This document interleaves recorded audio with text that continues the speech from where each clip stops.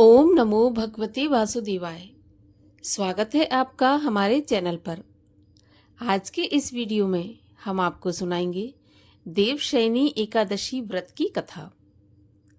आज 6 जुलाई 2025 और आज है देवशयनी एकादशी। आज के दिन भगवान श्री हरि विष्णु का विधि विधान से पूजन करने के बाद कथा सुननी चाहिए, आरती करना चाहिए। इससे भगवान विष्णु प्रसन्न होते हैं, सभी प्रकार की मनोकामनाएं पूर्ण करते हैं। आज से चातुर्मास भी प्रारंभ हो रहा है। आज के बाद 4 महीने के लिए भगवान विष्णु योग निद्रा के लिए चले जाएंगे और पृथ्वी का पूरा कार्यभार, जो सृष्टि का कार्यभार है, उसे भगवान शिव संभालेंगे। तो बहुत ही महत्वपूर्ण आज का दिन है। आइए आज के दिन आपको हम सुनाते हैं आज की कथा। आप हमारे चैनल पर सभी प्रकार की व्रत कथाएं और महात्म्य भी सुन सकते हैं। इसके लिए आपको केवल हमारे चैनल को सब्सक्राइब करके बेल आइकन पर क्लिक करना है। और आज की ये कथा अच्छी लगे तो एक लाइक अवश्य कर दीजिए, क्योंकि आपके लाइक से ही हमें पता चलता है कि आपको हमारा वीडियो पसंद आया। तो चलिए अब हम शुरू करते हैं देवशयनी एकादशी व्रत की कथा। धर्मराज युधिष्ठिर बोले, हे भगवान, आषाढ़ मास के शुक्ल पक्ष की एकादशी का क्या नाम है? उस दिन कौन से देवता की पूजा होती है तथा उसकी विधि क्या है? सो आप विस्तार पूर्वक बताइए। भगवान श्री कृष्ण बोले, हे राजन, एक समय नारद जी ने ब्रह्मा जी से यही प्रश्न पूछा था। तब ब्रह्मा जी बोले कि नारद, तुमने इस कली काल में प्राणियों के उद्धार के लिए बहुत ही उत्तम प्रश्न पूछा है। एकादशी का व्रत सभी व्रतों में श्रेष्ठ है, जिससे सभी पाप नष्ट हो जाते हैं। आषाढ़ शुक्ल पक्ष की एकादशी का नाम पद्मा एकादशी है। इसका व्रत करने से भगवान विष्णु प्रसन्न होते हैं। मैं यहाँ एक पौराणिक कथा कहता हूँ, सो तुम ध्यानपूर्वक सुनो। सूर्यवंशी मानधाता नाम का एक राजा था। वह सत्यवादी, महान प्रतापी और चक्रवर्ती था। उसके राज्य में प्रजा धन धान्य से परिपूर्ण थी और सदैव सुखपूर्वक रहती थी। उसके राज्य में कभी अकाल नहीं पड़ता था। एक समय राजा के राज्य में लगातार 3 वर्ष तक वर्षा नहीं हुई, जिससे राज्य में अकाल पड़ गया और प्रजा अन्न की कमी के कारण अत्यंत दुखी रहने लगी। एक दिन प्रजा राजा के पास जाकर प्रार्थना करने लगी कि हे राजन, समस्त विश्व की सृष्टि का मुख्य कारण वर्षा है। इसी वर्षा के अभाव से राज्य में अकाल पड़ गया है, जिसके कारण प्रजा भूख से मर रही है। हे राजन, आप कोई ऐसा उपाय बताइए जिससे हम लोगों का दुख दूर हो। इस पर राजा मानधाता बोला कि आप लोग ठीक कह रहे हैं। वर्षा के न होने के कारण ही प्रजा को दुख भोगना पड़ता है। मैं जानता हूँ कि राजा के पापों के कारण ही प्रजा को दुख भोगना पड़ता है। मैं बहुत सोच विचार कर रहा हूँ, फिर भी मुझे अपना कोई दोष दिखाई नहीं दे रहा। मैं आप लोगों के दुख को दूर करने के लिए बहुत ही यत्न कर रहा हूँ। ऐसा कहकर राजा मानधाता भगवान की पूजा करके कुछ मुख्य आदमियों के साथ लेकर वन में चल दिया। वहाँ वह अनेक ऋषियों के आश्रमों में घूमते घूमते अंत में ब्रह्मा के पुत्र अंगिरा ऋषि के आश्रम पर पहुंचा।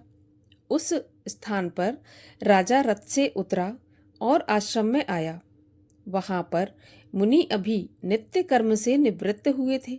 राजा ने उनके सम्मुख प्रणाम किया और मुनि ने उनको आशीर्वाद दिया। फिर राजा से बोले, राजन, आप कुशल पूर्वक तो हैं तथा आपकी प्रजा भी कुशल पूर्वक होगी। आप इस स्थान पर कैसे आए हैं, सो कहिए। राजा बोला, हे महर्षि, मेरे राज्य में 3 वर्ष से वर्षा नहीं हो रही। इससे अकाल पड़ रहा है और प्रजा महान दुख भोग रही है। राजा के पापों के प्रभाव से प्रजा को कष्ट मिलता है, ऐसा शास्त्रों में लिखा है। मैं धर्म के अनुसार राज्य करता हूँ, फिर ये अकाल कैसे पड़ा, इसका मुझे अभी तक पता नहीं लग सका। मैं आपके पास इसी संदेह को दूर करने आया हूँ। आप मेरा संदेह दूर करके प्रजा के कष्ट को दूर करने के लिए कोई उपाय बताइए। इस पर वह ऋषि बोले, हे राजन, ये सतयुग सब युगों में श्रेष्ठ है। इसमें धर्म के चारों चरण सम्मिलित हैं, अर्थात इस युग में धर्म की सबसे अधिक उन्नति होती है। इस युग में ब्राह्मणों को ही तपस्या करने तथा वेद पढ़ने का अधिकार है, परंतु आपके राज्य में एक शूद्र भी तपस्या कर रहा है। इसी दोष के कारण आपके राज्य में वर्षा नहीं हो रही। यदि आप प्रजा का भला चाहते हैं तो उस शूद्र को मार डालिए। इस पर राजा बोले, हे मुनीश्वर, मैं उस निरपराध तपस्या करने वाले शूद्र को नहीं मार सकता। आप इस दोष से छुटकारा पाने का कोई अन्य उपाय बताइए। तब ऋषि बोले, हे राजन, यदि तुम ऐसा ही चाहते हो तो आषाढ़ मास के शुक्ल पक्ष की पद्मा नाम की एकादशी का विधि पूर्वक व्रत करो।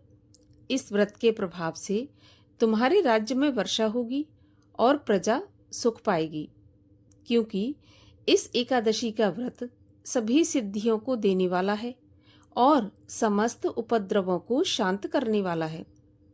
इस एकादशी का व्रत तुम अपनी समस्त प्रजा के सहित करो।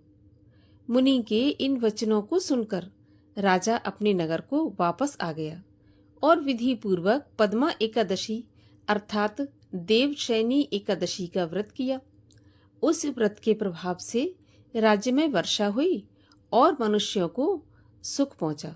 इसीलिए देवशयनी एकादशी का व्रत सभी को करना चाहिए। इस एकादशी का व्रत इस लोक में भोग और परलोक में मुक्ति देने वाला है। इसकी कथा पढ़ने व सुनने से मनुष्य के सभी पाप नष्ट होते हैं। इस एकादशी को देवशयनी एकादशी कहते हैं और इस व्रत को करने से भगवान विष्णु प्रसन्न होते हैं। अतः मोक्ष की प्राप्ति हेतु भी मनुष्य को यह व्रत करना चाहिए। एकादशी माता की आरती।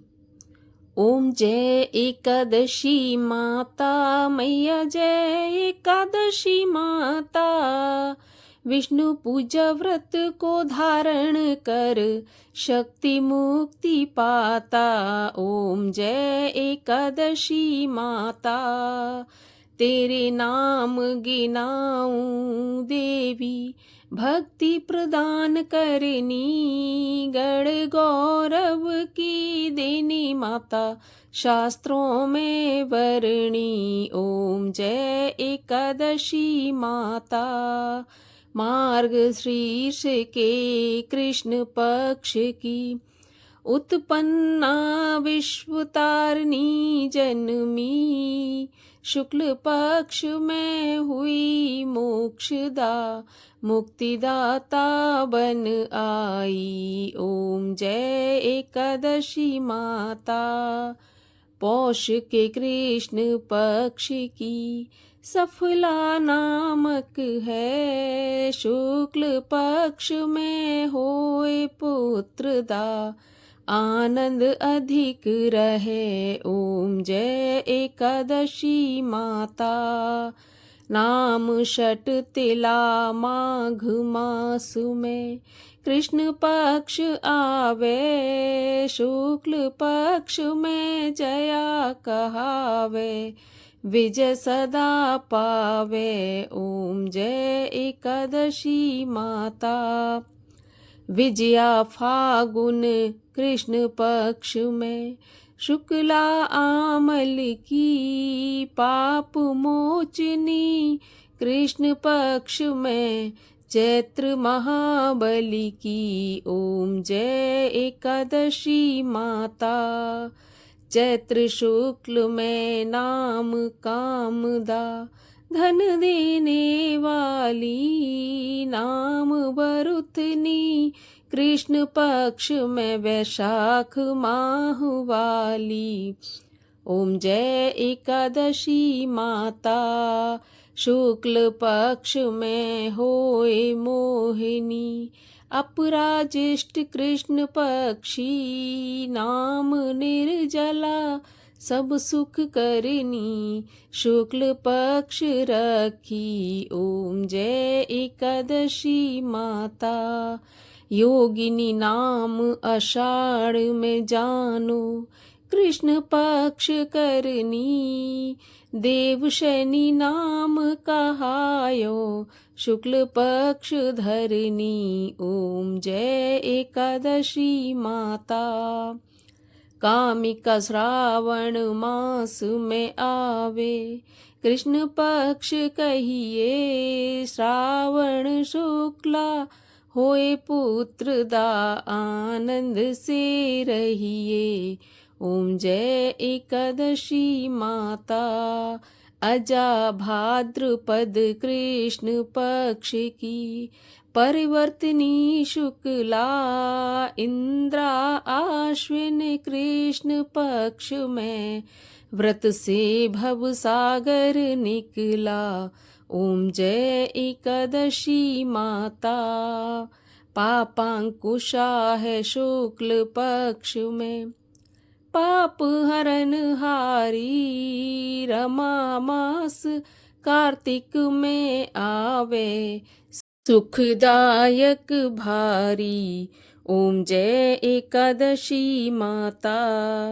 देवोत्थानी शुक्ल पक्ष की दुखनाशक मैया लोंद मास की करूं मैं बिनती पार करो नैया ओम जय एकादशी माता। शुक्ल लौंद में होए पद्मिनी दुख दारिद्र हरनी परमा कृष्ण पक्ष में होती जन मंगल करनी ओम जय एकादशी माता।